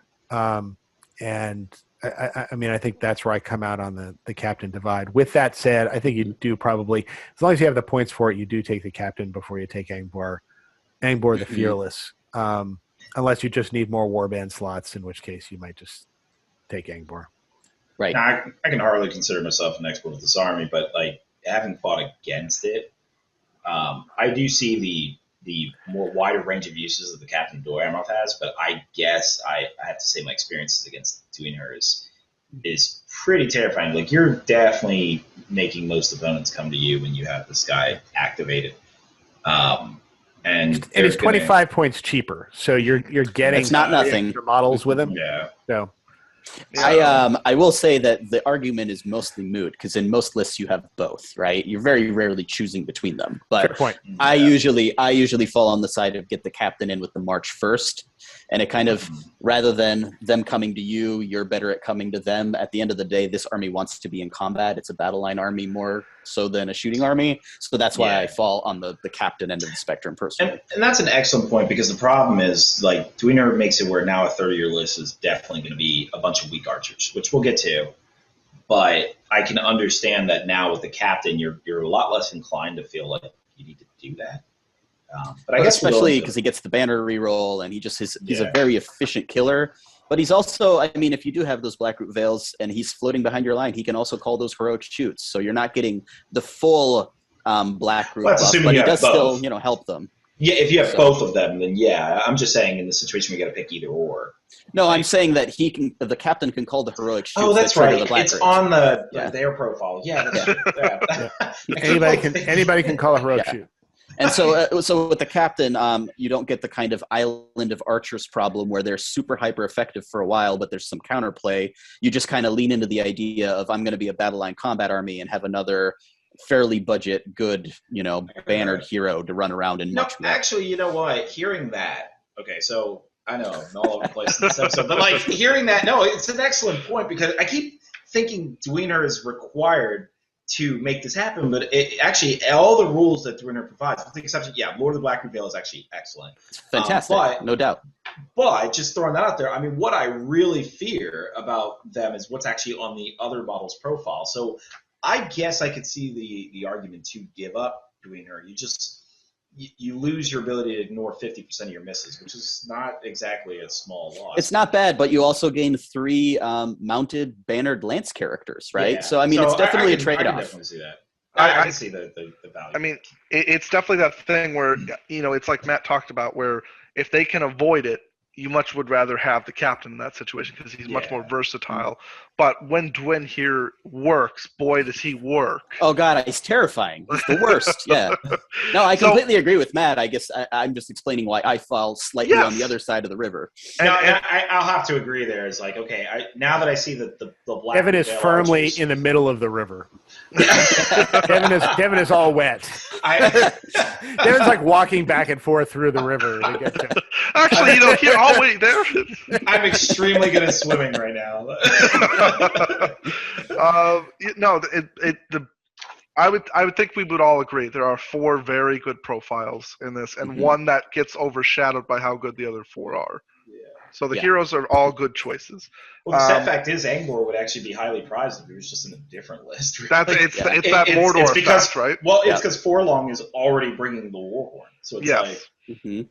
It's that Mordor effect kind of thing where there's so many good things that, some things get overshadowed, but they'd be great in other lists. We'll get into the first of the warriors, and this one's going to be a little bit of a long one because it kind of has 2 profiles, essentially. So, Rob, if you want to go over the Knight of Dol Amroth. Absolutely. So the Knight of Dol Amroth, he is a man Gondor infantry warrior for 11 points. Base movement of 6, fight 4, strength 3, defense 6, 1 attack, 1 wound, courage 4. Base war gear of heavy armor, sword, and shield, but a plethora of options. So these guys can take a warhorn, a banner, an armored horse, or a lance. And then for their special rule, they have the same one as the captain, which is the Pride of Dol Amroth, which means that if they are within 3 inches of Prince Imrahil, they add 1 to their fight value. And the reason you're saying these kind of have a dual profile, and you're right, is because they're both kind of your heavy infantry and your heavy cavalry, depending on whether or not you give them the horse and lance or don't. And I think if you give them the horse, you always give them the lance. You don't ever not take them together. And I think you always give them the horse. And I think that you pretty much always take them mounted if you're taking them at all personally. But they are, in a way, your only like heavy infantry front of the battle line option in this army without bringing in allies. So that is one reason you might bring them on foot. The other reason you're bringing them on foot is because you need dismounts for all the knights you're actually bringing. So so in terms of profile, I think it's on foot. They're a bit costly for what they do, even though there are some really cool things with them being bannered and being able to get up to fight 5 near Imrahil. I think once you start adding the horse and the lance, they become pretty effective shock cavalry. So they do have all of the innate weaknesses that all cavalry have, but on the charge, they're quite remarkable. Yeah, so I'm going to channel Evan here, and I'm going to say all the things Evan would say. When they're on foot, they're overcosted models. There's no question about it. For a fight 4, defense 6, strength 3 foot model, they're overcosted at 11 points Completely. And you're better off going, allying in some Minas Tirith stuff if you want that fight 4 or defense 6 stuff in front. When you put them on an armored horse and you give them a lance, they are, an argument can be made that they're still slightly overcosted in comparison. They're very expensive. To say 20 points is they're paying for that built-in banner that you're assumed to be having from Imrahil. Yeah. So when you have them with Imrahil is when they are worth their points, and that's for 2 reasons. Terrifying. First of all, they're always going to be bannered pretty much wherever they're going to be. And if they're within 3 inches of Prince Imrahil, they become fight 5 lance armed, armored horse cavalry, and that is really scary. So this is not, I think, a list where you have tremendous amounts of these guys, but I usually take 2 or 3 of these guys, put them in Imrahil's warband, and they ride next to Imrahil, and they could go in with. Basically a banner. They're always going in with a banner, and it's a fight 5 lance armed cavalry charge, and that's pretty scary. I completely agree with everything you said, or Evan said, depending. So I think Evan probably wouldn't say the last bit. I think he would never ever buy these guys, but I would for that reason. I mean, they also look spectacular, right? They're very models. Fantastic. They're the bright blue and silver. They look amazing on a battlefield. So for that alone, I take a few in a list anyway. But like, screw competitiveness. I'm putting beauty on this team. Yeah, no, they're great looking feel hamstrung. They're great. So. I mean, and the new ones that they did, the new guys on foot are also great looking figures. It's always ironic that we say that because these guys look definitely their style of art, like their whatever their style is, like almost straight out of Sigmar, like a Bretonian sort of look. I feel like somewhat. You don't think so? You don't think the wings and all that is a little bit more almost high fantasy? I think that the old metal version of them was a little too high fantasy with the oversized wings. The new modern plastic / resin resculpts I actually think are great because they essentially look like Knights of Minas Tirith, but then they have some wings on their helmet that are swans instead of like seabirds or whatever it's supposed to be. And that really brought them more in line with the seagulls of Dol Amroth. Well, I mean, the wings on the Gondor helmets are meant to be some kind of seabird. So yeah, they basically were seagull wings, right? But true. But yeah, so I think that the new plastic / resin incarnations are. They are supposed to be swan. Well, swans for Dol Amroth. I'm talking about the Minas Tirith helmets. The Minas Tirith helmets are seabirds. Yep, the wings of seabirds to represent the seabirds of Numenor coming over. Yeah, I actually got tower guard wear. I'm going to go with that because he's the Gondor expert. But yes, for the Dol Amroth, they're definitely meant to be swans. But I don't think that they look too out of place. They did before. They were also weirdly proportioned before, and now I think they look great. So I learned so much new things on this episode today. Okay. The seagulls of Gondor and the swans of Dol Amroth. A less than inspiring mascot, if ever there was one. So where does one join the swan cult of Dol Amroth and get throwing weapons and biceps? Or the seagull cult of Minas Tirith. I believe, if I'm not mistaken, this is the next profile we're going to go over is the only good Pike version in the game. Not the only, but one of the few. Well, you have the Glasham Court Guard. Yep.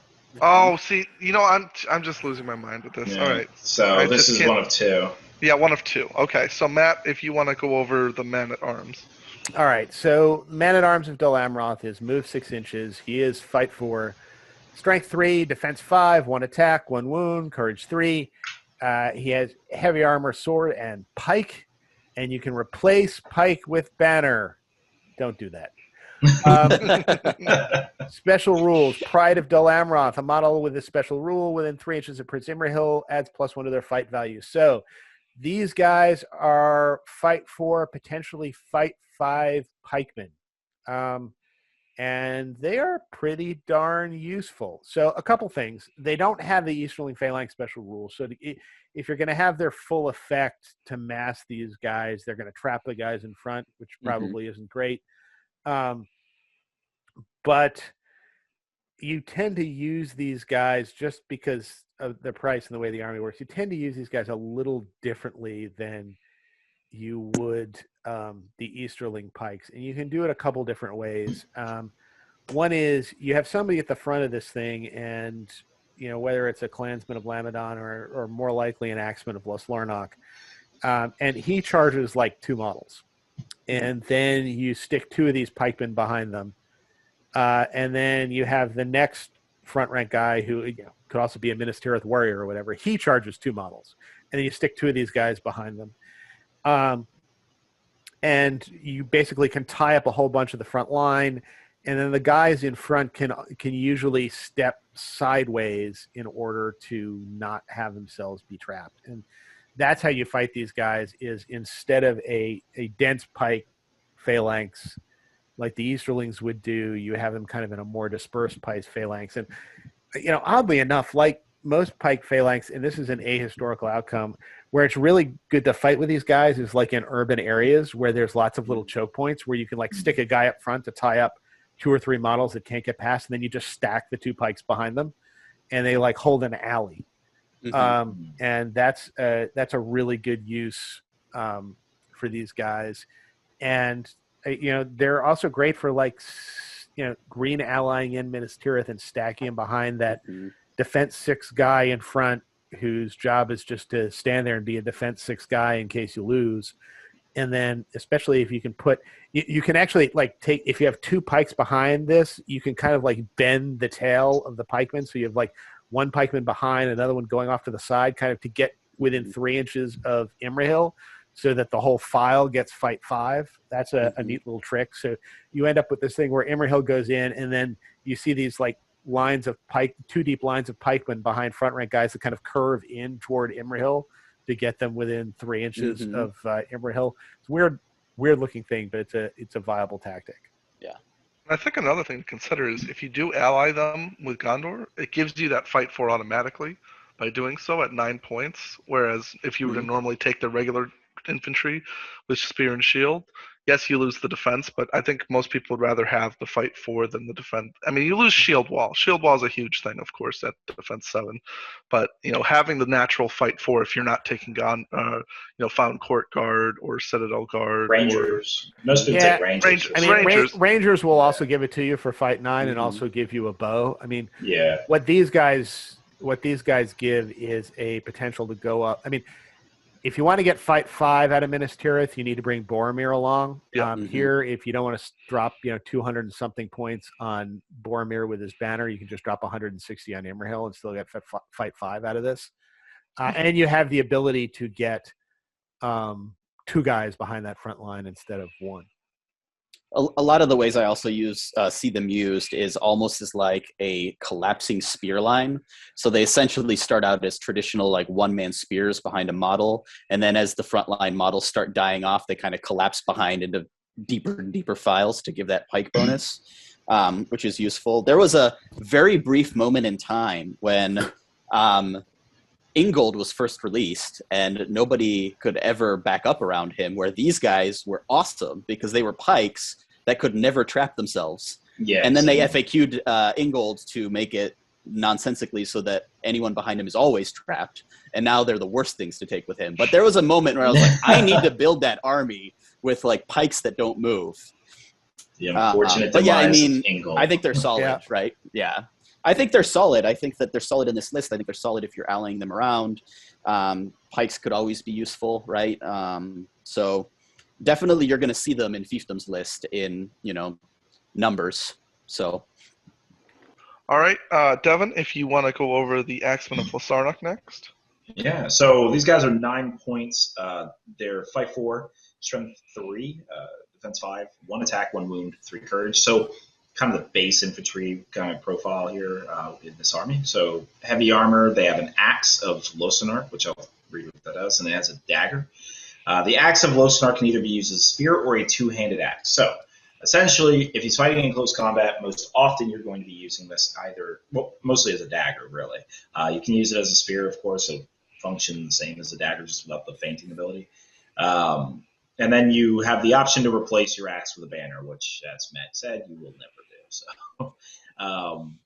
And so, looking at these guys on surface level, the real comparison is, do you take these as your mainline troops? Well, there's another third option, but most people usually pick between these two. Do you take these as your mainline troops or the men-at-arms? And that's usually what I've seen. I think regarding that, I mean, to be honest, the men-at-arms just seem better. Is it? Am I missing something about this? So what I would say is one thing to keep in mind, and whenever at least I play good armies, I always kind of regret not having any hitting power for my troops. And with this army specifically, the ability to get banner rerolls pretty much every fight. And then, so what I would probably do if I was to take this army is I would take men-at-arms behind with axemen in the front. And if I want to go two-handed or two-handed piercing strike to try to kill, I always have at least 2 dice to win the fight. And then if I want to stack a pikeman behind the other pikeman, then I have 2 regular dice plus a -1. And I have more power to kill. So I think it's always good to have the ability to kill rather than just stacking up pikemen who you'll probably use in rank and file of 2 kind of a thing anyway. Plus the banner reroll, which means you're literally getting 3 attacks from those pikemen alone. Yeah. So I would rather have front line of axemen, back rank of men-at-arms than just all men-at-arms. Because with that, you don't have options. You're just strength 3 no matter what. With this, you have the ability to go to strength 4 +1 to wound. Or just +1 to wound. Mm-hmm. So it gives you options, but you don't have to use them if you don't want to. Or piercing strike as well. Mm-hmm. Well, the problem with piercing striking is you have to go two-handed if you piercing strike. Yeah, so... Well, but they have to go two-handed if they want to get the +1 to wound. So yeah, but the point is that if you want a piercing strike specifically, Oh, okay. I see what you're saying. Yeah. So you can get +1 to wound, or you can get +1 to wound and possibly lose your defense. Yeah. Mm-hmm. I mean, so you want somebody to be in front of the pikes who isn't necessarily a pike, because the other two warriors in this army, and we'll talk about the other option in a second, give you some options that the pikemen themselves do not have. With that said, if you're gonna get a pike, I'm not saying like doing all pikemen is necessarily wrong. I think if you're going to do that, then you may just want to throw, ally in some Minas Tirith guys, put Minas Tirith in front. But I also will either put Axemen of Lasarnoch or Clansmen of Lamadon in front, and we'll talk about once we talk through the Clansmen of Lamadon profile, we can talk about kind of the risk analysis as to which one you choose. But basically, you do want one or the other, and I think it's worth it. You're going to have a banner, and if you're going to have two pikemen behind one of these guys, there's something to be said for saying, screw it. This front guy is going to two-handed pierce, and that way I'm probably going to kill you if I win this fight. Okay, we'll move on to the Clansmen of Lamadon. 8 points, so they are cheaper. They're the cheapest infantry model besides the archers, but they don't have any war gear. They have an armor and broadsword. They're fight 4, strength 3, defense 4, so that's something to note. They are lower defense. 1 attack, 1 wound. Courage 5. Yes, and highlight that, everybody. Highlight Courage that in your 5 troop. So that's really the reason you bring them. With the Warhorn, they are Courage 6 troops. They are going to charge something. Yes. Obviously, they have the broadsword, and as we said, unless you roll a natural 6, you have to go two-handed with this model. So unless you roll that natural 6, you're getting a -1. And they have a rule, Clansmen of Lamadon within 6 inches of Angbor, kind of being in range of a banner. That's only relevant if you don't go green and take Imrahil, but still note that if you just want to take, let's say, Angbor and some of these guys, he does count as a 6-inch banner to them.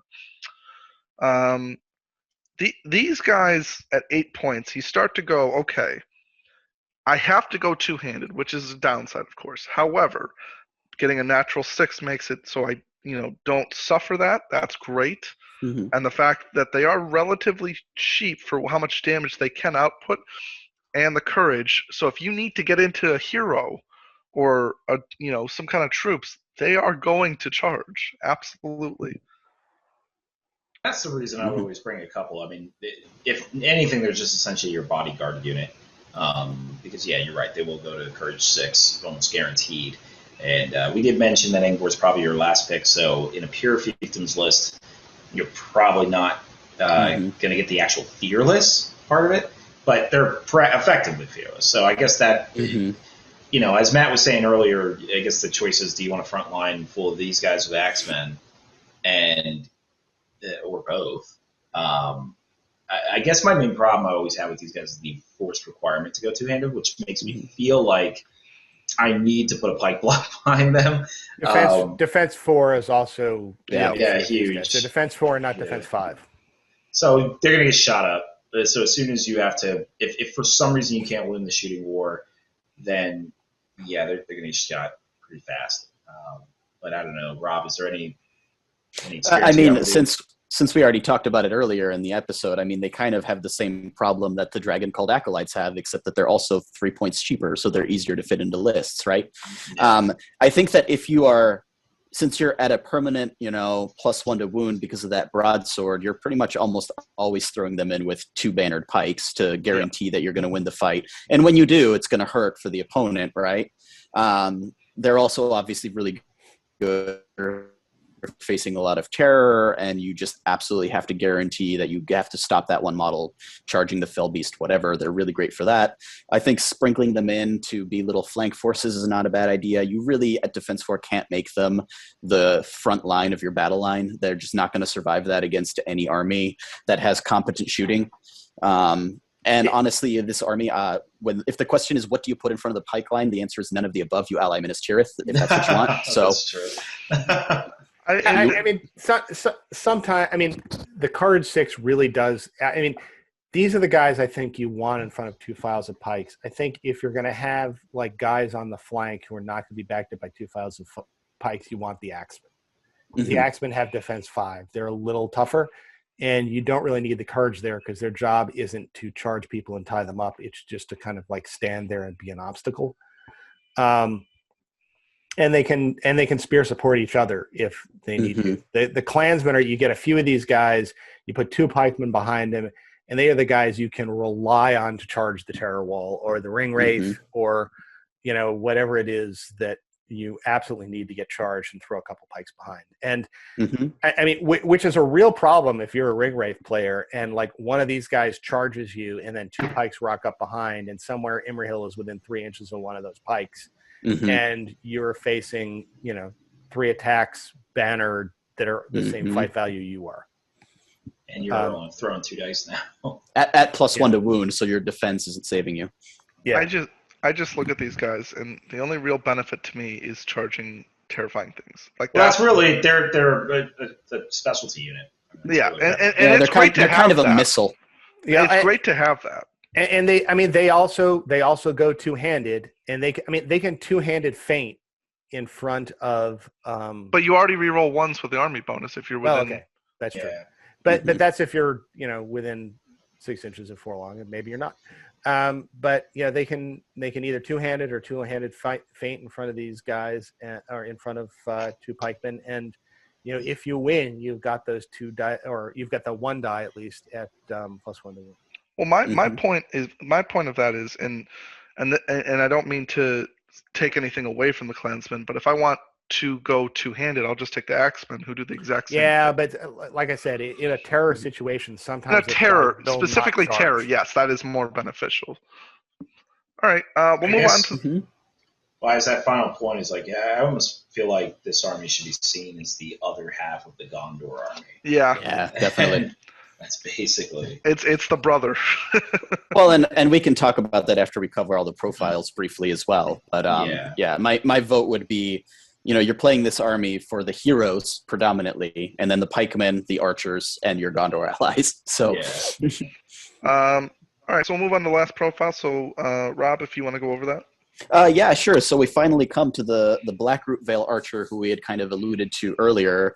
It is a Gondor infantryman warrior for 8 points, 6-inch move, fight and shoot of 3, strength 3, defense 4, 1 attack, 1 wound, and courage 2. So this is the lowest courage in the army list. They have armor, sword, and a bow, and they can take warhorn, banner, or spear. Which is actually new to this edition and greatly helped them to be able to take the spear. For special rules, they have Mountain Dweller, which, as was covered under Dewin here, will not come into play that much because of the terrain that people actually have, but still nice to have on a profile. And then the main star of the profile, the Deadeye Shot rule, which when benefiting from a heroic shoot, this model may reroll failed 2 wound rolls when making shooting attacks. These guys are great. We kind of inadvertently already covered all of their benefits just by talking about Dwyn here and how he relates to them and how you might use them. And, you know, sometime back, you guys did a podcast about, you know, top 5 archers, and pretty much everyone had them in their top 5 list, and that's for a reason. They, you know, in a nice cluster around Dwyn here, they can threaten just about anything. They are terrifying. They are horse killers. They can even threaten with all of the innate rerolls. Anytime you have innate rerolls, that's a good thing. They can threaten battle line troops. Their weakness, obviously, is courage, which shouldn't really come into play because of the fact that they can take a spear and they're not going to be at the front charging terror-causing things. And obviously, you're going to have Forlong for the Warhorn. But yeah, I mean, as far as like a utility troop, they're fantastic. They're wonderful in this list. I don't have anything specifically bad to say about them unless somebody else does. Well, I mean, we should point out that they do come with some downsides, as opposed to the Minas Tirith Ranger.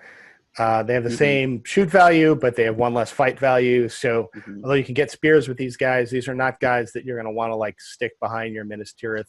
It's more of a last resort. It's and they're courage too, so they're probably not charging anything that's terrifying. And if you do break, and you don't have a stand fast anywhere nearby, they're going to run pretty quick. Which luckily Imrahil usually is there, but yeah. Yep. Unless Imrahil's dead. And so yeah, I mean, even though they use the same models as Rangers of Gondor and such, don't confuse them with Rangers of Gondor, because they're definitely not. They're not in that class. But boy, oh boy, can they shoot. Mm-hmm. Yeah, my first experience with these guys, I was at a camel army, and one of the guys I saw he read the rules to me, and I'm like, wait, what? Is this legal? Like, it's like they re-roll everything. Just like, and by the time he finished explaining the rules to you, half your army was dead. Yeah, I mean, I just think about taking something like Gullivar, or like a birder, or maybe even just like a troll chieftain, and if you do this correctly with Dwin here, that model is gone in one turn. I mean, it is just. I mean, I just would not want to take any form of something big against like a bunch of these with Dwin here, because they are just going to disappear so quickly. They're just so reliable because of all the rerolls they get. It's incredible. For strength 2 bows, you'd think that they're not that scary, but there's a 6 on every dice, and when you reroll that dice 100 times, right? Yeah. So.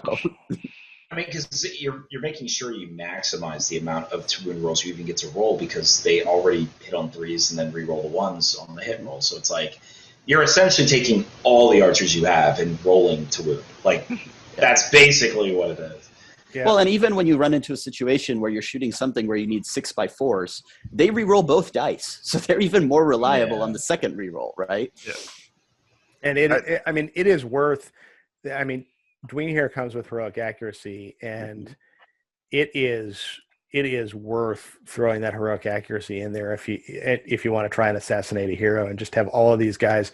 Like, all these guys are in range of like an Aragorn or a Gullivar or something like that. But there's a bunch of in the ways. You drop that. Somebody calls a heroic shoot. Dwin here calls the heroic accuracy, and you just loose. Mm-hmm. Oh my god! And 12 of these things go through. And I mean, these guys are also terrifying to ally in with, like an Aragorn. I was just going to say Aragorn. I was just going to say that. Yep. That is horrifying. And I mean, so there is a concern here, because I mean, the Aragorn that you want to put in is the Strider. No, you mean the Elisar. Yeah, I mean, you want Elisar because you want to keep all your army bonuses, and he's a green ally. But Strider's the one with the accuracy, so I think that's one where you put in Elisar, and he just calls the shoot every turn, and Dwin here just on the critical turns, he's the guy that calls the accuracy. Remind me, because I don't have the book in front of me, the new Rohan profile, Aldor the Archer, does he get free heroic shoots? No, he just always shoots first. Yeah, he just. I was gonna say putting him, if he does that behind them, would be hysterical. Yeah, green allies. Well, I mean, you could ally them in with an Iron Hills Ballista, but I think they changed that so that. Oh my gosh, gambling with a banner. Yeah. I mean, you basically would have to use gambling. So if you were to do that combo, use gambling and have him banner him, or regenerate his own. Yeah, but I mean, at that point, you may as well just do Strider, right? Yeah. Well, totally. You're talking about 50. It's a lot cheaper. Oh, it's 100. Well, it's not a lot cheaper. It's a little bit cheaper because it's 100 plus. Then you're already sacrificing. You're already sacrificing the army bonus. Yeah. No. That's Rohan. But Rohan is not green with these guys. They're green with Minas Tirith. I don't think they are. They're green with Fiefdoms, I believe. Oh, are they? Yeah. Oh, that's interesting. They are. Armies, Fiefdoms. Oh, green with Rohan. See. Yeah. Oh, okay. Minas Tirith. Never mind. All right. We're all learning things today.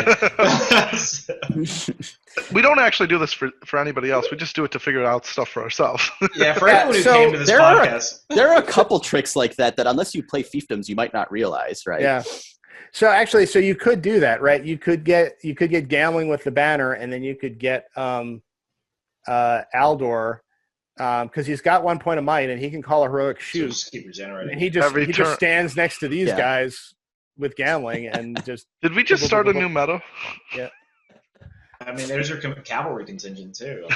Yeah. Well, fair point. So no longer do you have to pay for these expensive dual armor points. So. All right. So that's pretty much it for the army. Any last thoughts about them? So one thing, just to talk about allies, because we've covered, you're probably always taking Gondor if you want a battle line. A fun thing that you can do with them that a lot of people don't realize is these are all warriors of Gondor, so Boromir's flag affects them and stacks with Imrahil. So you can get fight 6 knights if you wanted to put both of those in the list. You can get fight 6 pikemen. And fight 6 pikemen, which is actually... That's horrifying. So, like, fight 7 captains. Yeah. Oh my gosh. So, because some of the lists that not affect heroes. Oh, that's right. Only. Yeah. Does not affect heroes. Yeah, sorry. But in any case, so a lot of the lists that I've written for fun with Gondor as allies, you replace essentially your men of your Knights of Dol Amroth on foot with Fountain Court Guard for the exact same points. They're better in every single way. And then you bring Boromir with the banner and your entire army gets another +1 fight. So yeah, we'll talk about this. I guess next episode we're going to talk about lists, but one of the future when they get there. Yeah, one of the future episodes. When we get to that episode.